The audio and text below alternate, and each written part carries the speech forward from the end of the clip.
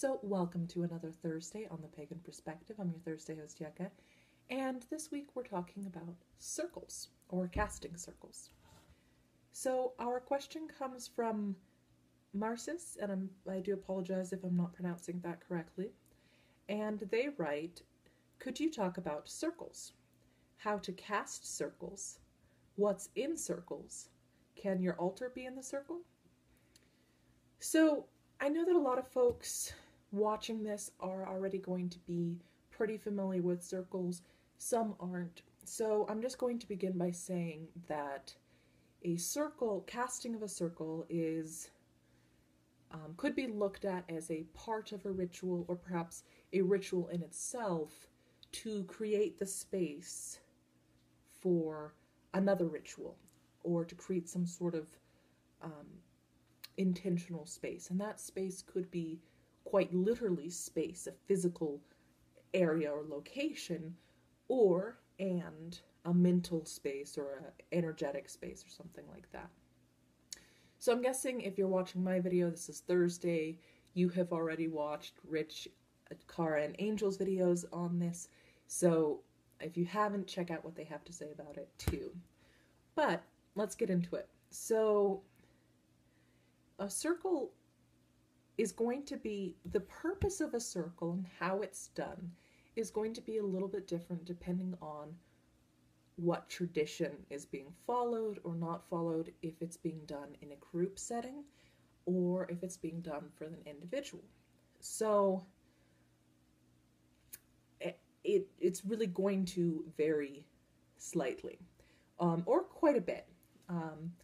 So in the case of a group, that the purpose of it is going to depend on the group. But a good, often, one of the major purposes of the circle is to get everybody in the group on the same page, right? To get everybody into the same kind of mental space to begin this ritual together.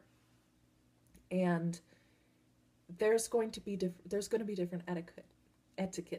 So if you're new to a group, it's often quite welcome to ask what the etiquette is. And if you're not comfortable doing that, or if you think that wouldn't be appropriate in the situation, to watch very carefully the way that other people are behaving with the circle. Some things to look out for specifically have to do with how people enter and exit the circle. So if it's a longer lasting ritual, especially in things that might be family friendly, where people may be able to enter and exit, go in and out of the circle space, there may be specific procedures on how to do that. If it has a physical barrier, like if there's a physical rock wall or laid out stones or something, one thing to look out for would be, are there entrances and exits, like actual gaps that people use? Are there specific directions that they walk to get to it? For instance, do they always walk counterclockwise to get to the nearest exit, or is it just whatever's nearest to them? Or do they go through a motion to open and close the circle when they exit? Now, some rituals and some groups are not, going in and out of the circle is a no-no. It's once the ritual begins, you stay within that space until it ends and the circle is opened.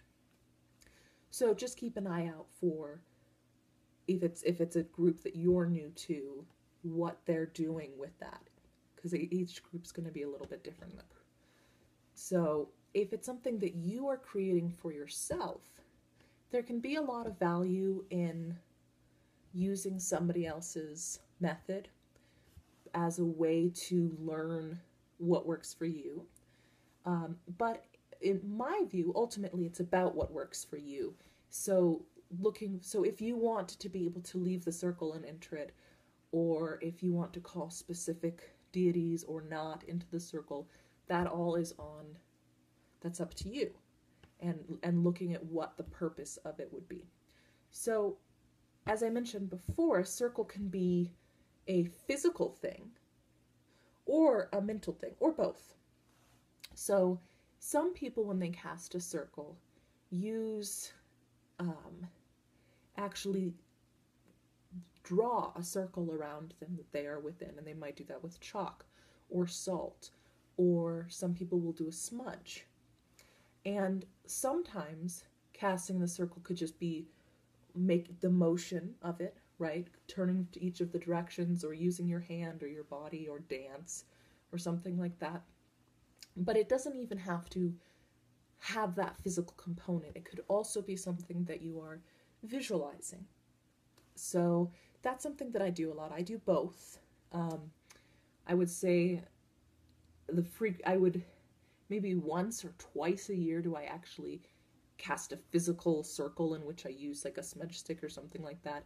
Most of the time I do it visually. I do it, you can get a sense of kind of what I do. I've got on my channel, I've got some guided meditations, or in my book, Pagan Guided Meditations, to get a sense of what I'm talking about there.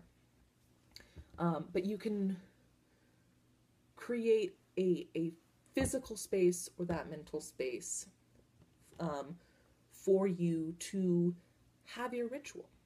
For me, when I do it, the mere act of casting a circle changes it, because I've practiced it so often. Just beginning that process immediately puts me into a very different space emotionally. I immediately start to ground and enter into what I can only best describe as like a trance or meditative state. So what I personally do is I greet each of the directions. I start with north, and I associate north with earth, and then I go all the way around to west. And so each of the directions, I have the association with one of the elements, and then at the end, well, I go west, but then to center, which is also spirit. And once I have greeted each of them, that for me is casting the circle. And then I begin whatever the main work of the ritual is, whether it's working on letting go of stress or some sort of self-healing or whatever it is. Then I work on that. And at the end, I go the opposite direction and bid farewell to open up the circle. Some people, once they greet each of the directions, will also call or invoke deities like the Lord and the Lady, or specific names for them, or perhaps they'll call in ideas or spirits. If it's third harvest or Samhain, they might call in their ancestors or something like that. In terms of the question of whether you can have your altar be in the circle, sure. Now you might have certain traditions that say, no, you can't do that, or it needs to be in the north, or it should be in the center, or something like that. So if you're working with a group or a specific tradition, look at what that tradition or group does. If you're doing it if you're working on your own, or you are, creating a small group that you're doing, talk with the people that you're working with and find something that works for you guys. Because there isn't really a right and a wrong. Not when it's about you. Again, in a group setting, that's different, but when it's your personal ritual that you're working on, it's about finding something that works for you. So that's what I've got to say on circles. I would love to hear from everyone else in the comments below if casting a circle is part of your practice, if it's not, and anything you'd like to share about that. So hope you guys have a lovely week, and see you next time. Okay.